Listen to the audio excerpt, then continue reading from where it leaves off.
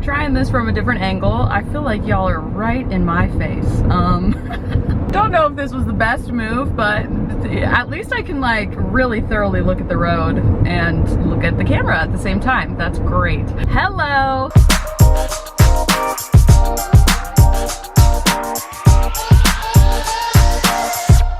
I want to talk about what some of, I believe, are the best practices when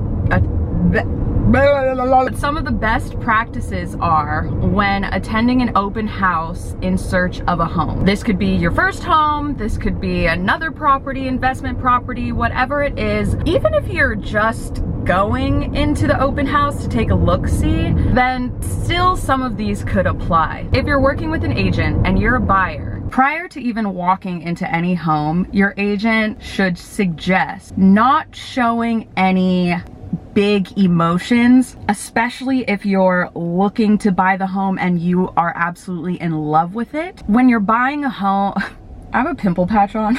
It's really working. You want to be reticent when you're looking in these homes. If you don't know what that means, it just means not showing your thoughts or emotions. It's pretty much a game of poker. Now, if you really love the home and you just have that gut feeling like this is my home and I love it so much, I want it, I want to put in an offer, that is fantastic. However, you don't necessarily want to show that exuberant emotion, because if you're working with your agent and there's the listing agent there, and say they overhear or they pick up the energy that you are ready to buy this home, and this doesn't happen in every transaction, but they could play hardball during negotiations because they know that you would do what it takes to achieve this home. And so whether that be not giving any seller credit or playing hard with the price, you just never know how people are going to use the information against you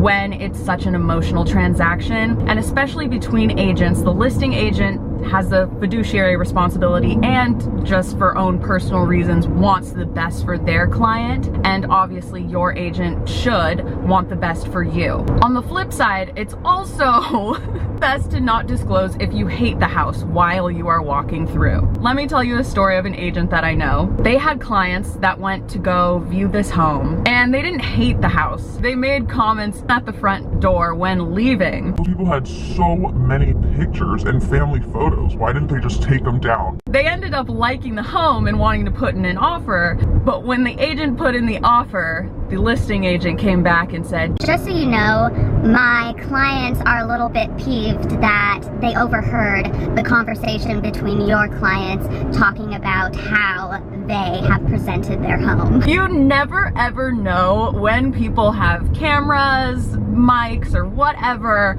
and are watching you. Say you viewed the home, loved it, you hated it, whatever it is, know that your car, their car, or another meeting spot far away from the property is a safe space where they will not overhear your conversation. Following along that tip, another thing is always think that somebody is watching you.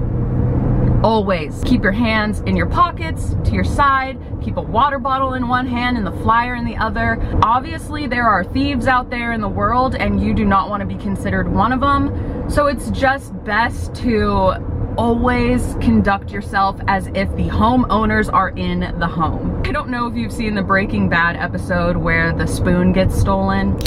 Excuse me, miss? Very nice, thank you. I just called the police. Okay then. I know you stole that spoon. Next would be, and most of this applies especially if you love a home, you need to really look with realistic eyes. And a lot of this you'll find out in general inspections, right? But sometimes it's easy to spot out and sometimes it's not. Checking for chipped paint, checking for cracks in the foundation, seeing if there's any leaks, water damage that you can visually see. Obviously, don't go into people's cabinets and check under their carpets and whatnot. That's too much, and inspections will cover that. But it's always best to look out for when you're viewing a property for the first time, second time, third time, whatever it is. Just do a really good walkthrough and really make sure that you're paying attention to detail. What else?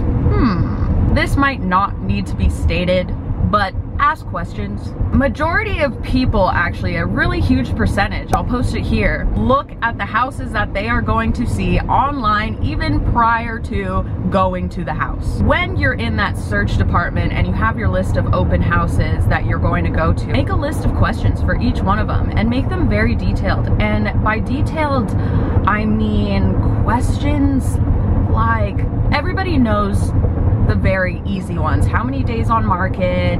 Why are the sellers selling? But you want to ask questions like, is everything on here permitted? When was the last time the roof was done? How long has the seller had this home? It's just kind of good to know. It's almost like a car purchase. You want to know how many owners this home has been through, but you could also ask your agent that. They can pull up title. If the property has an HOA, there's a whole other list of questions that you also want to ask prior to even putting in an offer. If you can get the answer, sometimes the answers won't come until you've entered escrow, and that's kind of just the way it goes. If it's a condo or a townhome, you're going to want to ask if there's any litigations going on. Altogether, write down questions and make them pretty in-depth or just really necessary stuff that you would want to know if you were going to buy the home. If you have any questions, feel free to reach out at any point in time with whatever questions you might have. Anyway, I hope that this was helpful. Bye!